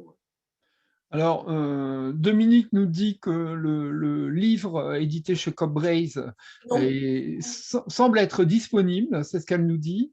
Et celui que oui. tu nous as montré, je pense que Alors, nous tout en ce que je avons vous à ai la montré, mission. c'est sur le site des Amis de Jeanne Malivelle, Et on en a quelques exemplaires à la mission. à la mission. Ouais. On pourrait, si besoin était, faire un espèce de click and collect euh, pour ceux qui Moi, seraient intéressés par ce bouquin. je vais regarder, euh, je vais regarder s'il m'en reste quelques-uns et je les mettrai à la mission aussi. Mais je crois me souvenir qu'il y en a, hein, Françoise, Oui. pour gérer les dépôts-ventes d'Astum et EcoBrace. Je sais qu'on a quelques exemplaires de ce bouquin, donc ça serait, voilà, Mais s'il y a des bon, gens je qui dois étaient m'en rester deux, intéressés. trois, tu vois, seulement. Ouais. Après, dans les bibliothèques, je crois que on peut cocher dans l'autorisation de déplacement qui nous est imposée maintenant le fait d'aller dans un lieu culturel ouvert. Et je crois que les médiathèques doivent marcher. Alors, Pierre a précisé sa question, Ah c'était oui. plutôt au sujet de mobilier et de peinture. Alors, je sais pas si vous voulez acheter des meubles, Oh, copie de Jeanne Malivelle. Il faudrait peut-être avoir un appartement un peu grand. il y a aussi des petits. Elle a fait des salons qui sont pas plus grands que mon bureau, tu vois. Il y a un peu de tout. Il y a des choses gigantesques. Alors, il y a un endroit où on peut en voir, mais alors pour en acheter, je ne sais, non. Mais où on peut en voir, il y en a quelques-uns au musée breton de Quimper. Et il y a quelques années, il y a eu une exposition au musée de la faïencerie où pas mal de mobilier avait été exposé. Mais quand il va y avoir l'exposition de la bibliothèque Forney, il y aura des meubles, il y avait aussi des miroirs. En fait, il n'y a pas, pour tout vous raconter, moi je regarde régulièrement s'il y a des choses à vendre de Jeanne Malivelle, il n'y a pas grand-chose parce que c'est beaucoup resté dans la famille, chez les proches. Voilà, et je sais que Anne Le Vaillant n'avait jamais voulu se séparer de ce qu'elle avait de Jeanne Malivelle. Et même aujourd'hui, à sa mort, personne n'a envie de s'en débarrasser. Voilà. Donc c'est difficile de trouver. Quelquefois, on trouve des bois gravés, enfin des reproductions de bois gravés, mais voilà. Alors, tu parlais d'une exposition. C'est Jérémy qui te remercie pour cette passionnante communication et qui souhaiterait en savoir davantage sur les deux expositions qui sont prévues cet été. Alors, l'une à Paris, je ne sais pas si c'est celle dont tu parles, mais est-ce que Non, ce non, il y a sera une cet exposition été? à Paris, mais c'est pas cette année. D'accord. Voilà. L'exposition à Paris, c'est un truc important puisque ça va avoir lieu à la bibliothèque Forney. Et c'est franchement une opportunité formidable parce que il y a eu une vraie rencontre entre l'association des Amis de Jeanne Malivelle et puis Lucille Trumel qui s'occupe de la bibliothèque Forney et donc avec qui donc aujourd'hui on est en train de travailler à la réalisation, voilà, et qui sera très intéressante parce que à la fois, il va y avoir des meubles, il y aura tout un parcours qui va être fait. Euh, il va y avoir un peu toute la représentation de son œuvre. Voilà, donc, mais c'est, j'allais dire, encore, c'est pas réellement mis en œuvre. Il y en aura peut-être une en Bretagne, mais c'est sur un ou deux tableaux. Et il y a eu des choses qui ont été faites, mais pour le moment, c'est surtout la bibliothèque, enfin, l'exposition de la bibliothèque Forney qui est le travail le plus important. Alors, il y a aussi des œuvres qui sont intégrées dans des musées ou intégrées à des expositions, voilà, donc mais là, il n'y a rien sur cet été. Voilà, c'est vraiment la bibliothèque Forney.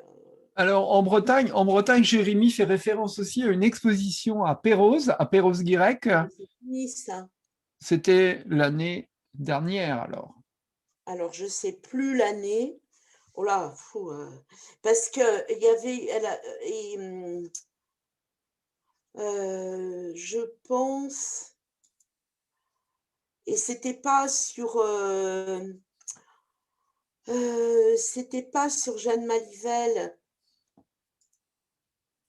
Alors attends, je sais plus la date. Euh,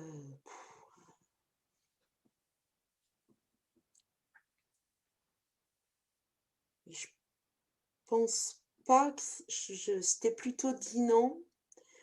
Perrault, je sais plus. Alors là, j'ai beau regarder sur le site, je sais pas où je sais pas où il a trouvé ça. Alors, Jérémy, si vous nous entendez, si tu nous entends, où est-ce que tu as trouvé cette source d'information? Si tu pouvais citer ta source, ça nous permettrait voilà, d'en savoir davantage et de le partager. Je peux aller regarder sur le site des amis de Jeanne Malivelle. Je sais qu'il y avait eu une expo. En fait, il y a un article de Ouest France Oui. qui a été Ah, publié en ok. juillet 2020 Oui. et qui annonce des expositions à venir à Pérouse et à Paris. Alors, Paris, ok. Puis, il y a quand même eu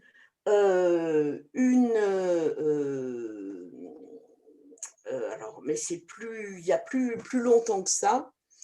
Il y avait eu en 2017, je crois, une exposition au musée Yvonne Jean Affen où il y avait des œuvres de Jeanne. Voilà, mais voilà, mais c'était, mais voilà, sur Paris, c'est ça. Ouais, et c'est dans le même article, alors j'ai l'article sous les yeux, c'est vrai qu'ils évoquent l'exposition donc à la bibliothèque Forney, à l'hôtel de Sens, en Ouais, 2023. Ils oui, parlent de c'est ça dans 2 ans. 2023. 23.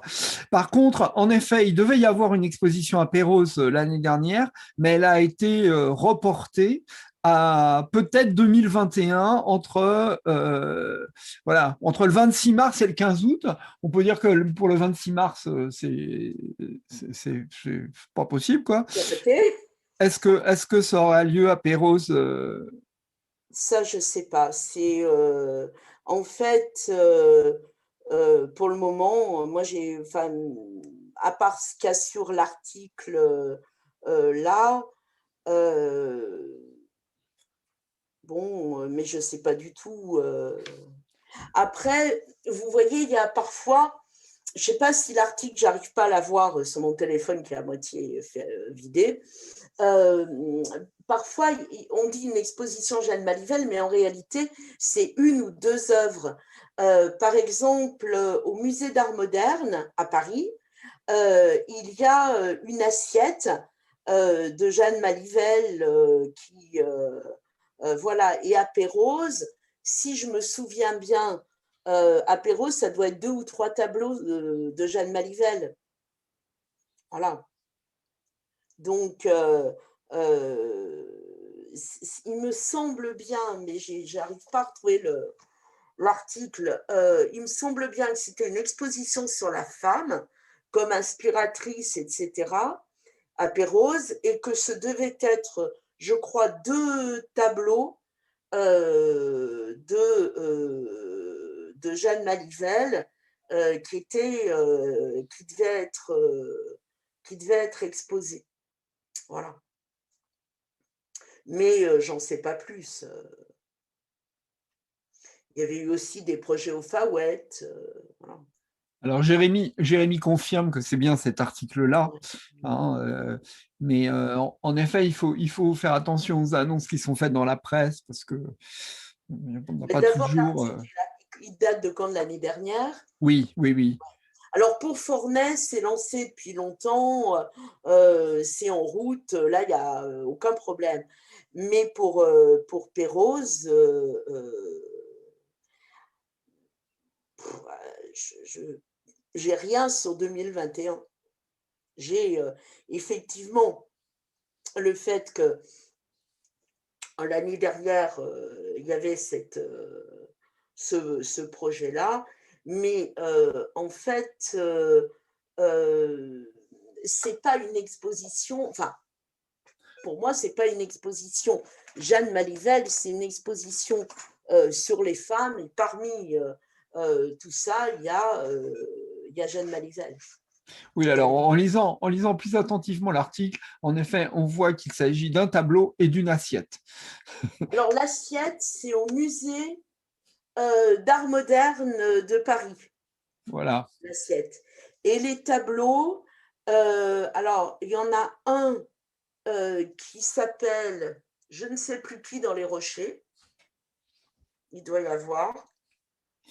Alors, c'est Madame, je ne sais pas, c'est peut-être sa mère, Marie Malivelle dans les rochers.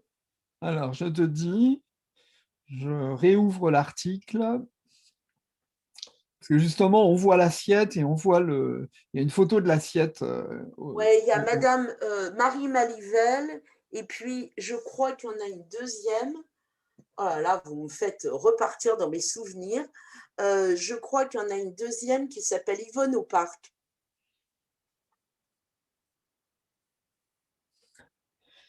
Alors, je ne peux pas dire. On voit une femme assise dans les rochers au bord de la mer. Donc, c'est. Ah, bon, bah voilà. Ah, si, si, si, si, si, si. En allant plus loin, on voit une penseuse de Rodin féministe, mais habillée. Donc, au milieu d'une nature, euh, voilà, Et herbeuse. je crois qu'il y avait deux tableaux, et je crois qu'il y en a un qui est Yvonne au parc. Yvonne, c'est sa sœur, et l'autre, ça doit être Marie Malivelle ou dans les rochers. Voilà. Et donc Dominique confirme qu'à la maison de Trauillero à Perros, donc c'est pas exactement à Perros, c'est entre Perros et Ploumanac, peu importe, il y a une exposition qui doit se tenir sur la femme égérie des peintres en C'est ça, Bretagne, qui doit se tenir entre le 27 juin et le 31 août à Perros, donc avec deux tableaux seulement de de Jeanne Jeanne Malivelle, Malivelle. voilà. Donc Et qui doivent être, puisqu'elle est en train de regarder, je suis plus sûre que ce soit Marie Malivelle dans les rochers, mais c'est ou Yvonne Malivelle ou je ne sais pas qui dans les rochers, et Yvonne au parc. Voilà, Voilà. donc on a disséqué de manière très fine ces expositions. Merci Jérémy pour les questions. Merci Dominique aussi pour les compléments Oui, merci Dominique d'information. d'être allé regarder parce que moi j'avais mis mon téléphone comme modem, j'ai tout récupéré là. J'ai récupéré Internet, tout va bien. Ah, et Voilà. l'électricité aussi. Oui, l'électricité aussi. Bon, bien. Mais mon téléphone est totalement vidé. Donc voilà. Bon, et puis on va mettre notre petite expo sur le site de la mission, ça en fera une autre. Voilà, prochain Café Histoire, s'il n'y a plus de questions. Donc, Non, alors le prochain Café Store, c'est au mois de mai.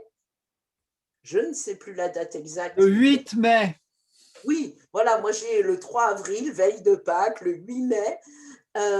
Et ce sera, alors on va changer un peu de. Ce sera sur Cécile Roltangui.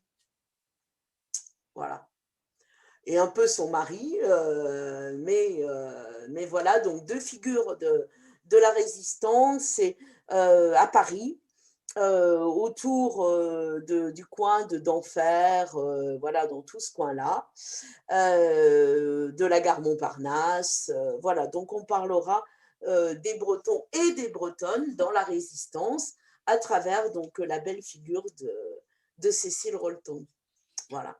Et pendant ta sortie de scène, j'ai dit que la prochaine fois que vous passerez par la station de métro d'Enfer Rochereau, regardez bien parce que le nom je sais plus quel était son grade dans l'armée, mais est cité, est mis en bas Ah oui, des Roltanguy. plaques.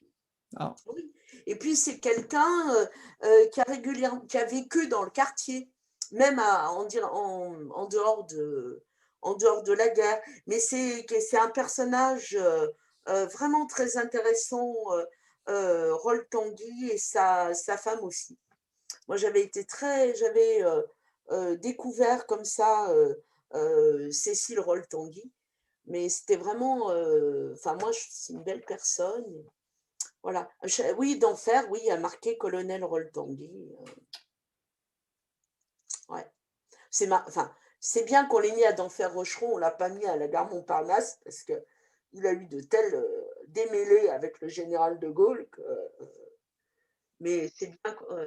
J'ai jamais fait attention, tu vois. Je dois pas descendre ou regarder à d'enfer.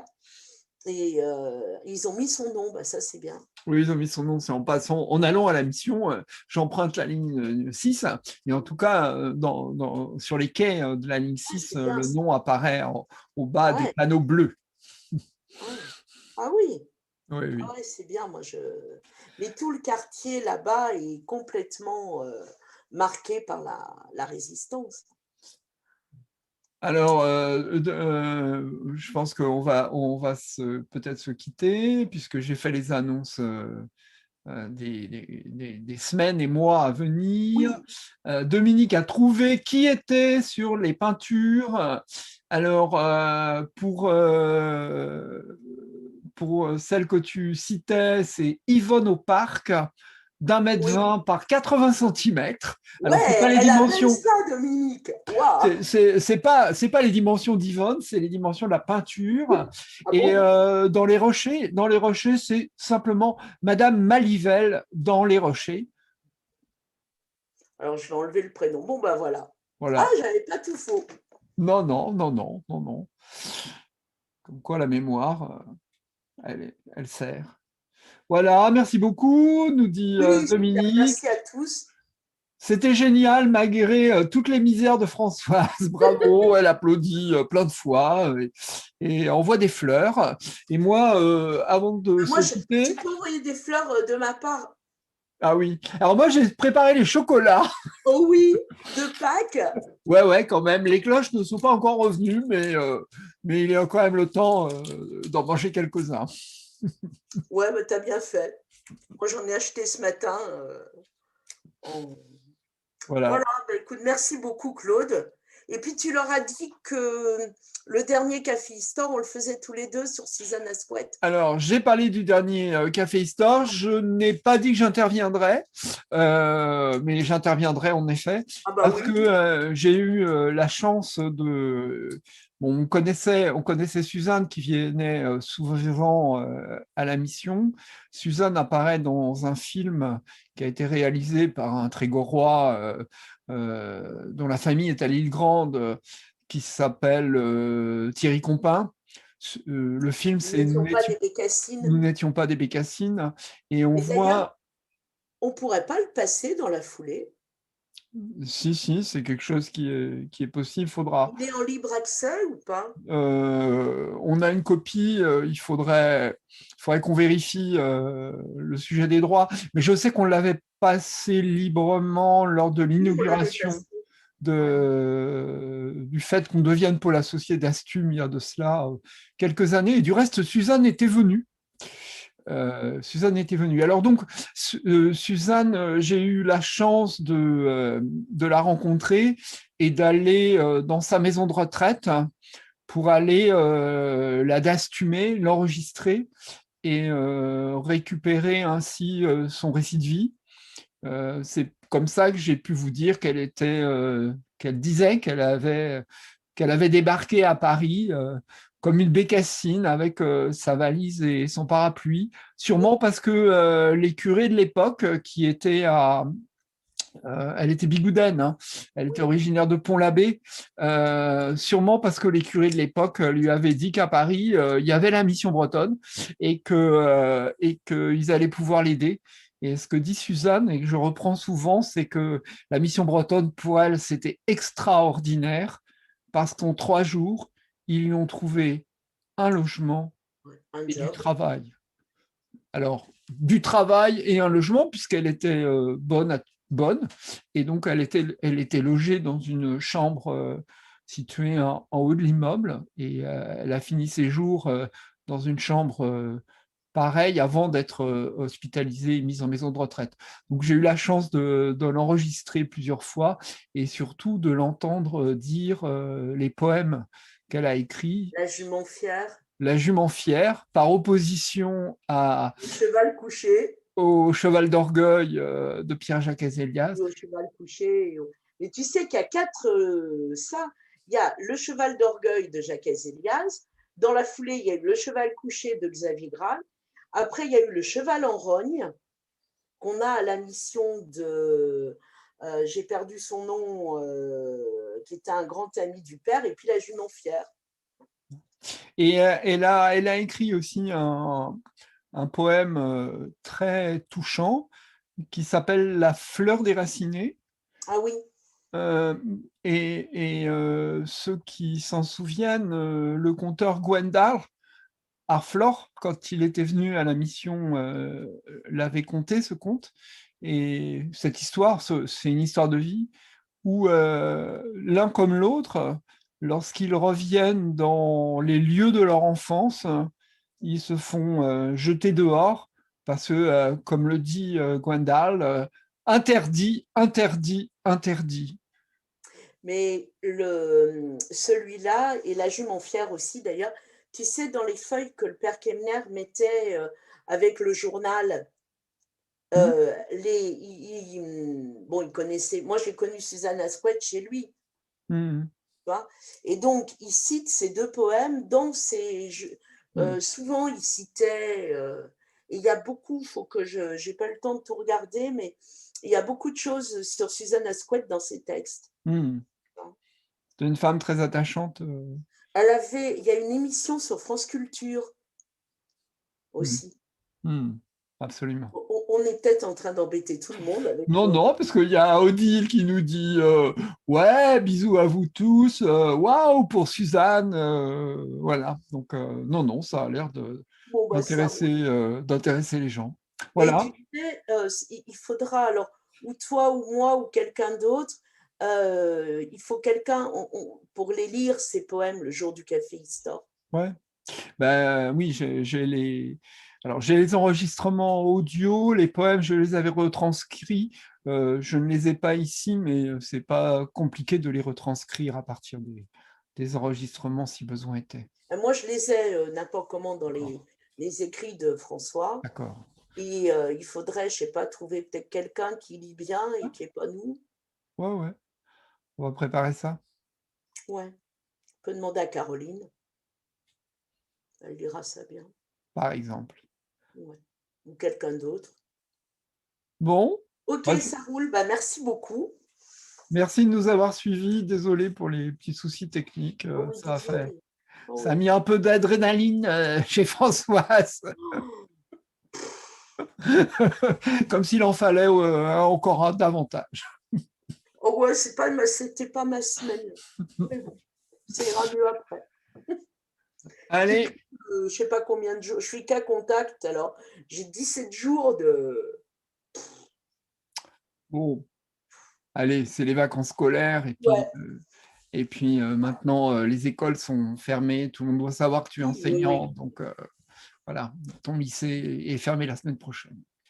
Oh bah oui, nous c'est télétravail plutôt, télétravail. Ouais, télétravail. Bon, allez. Allez, bon week-end Pascal. Ciao, ciao.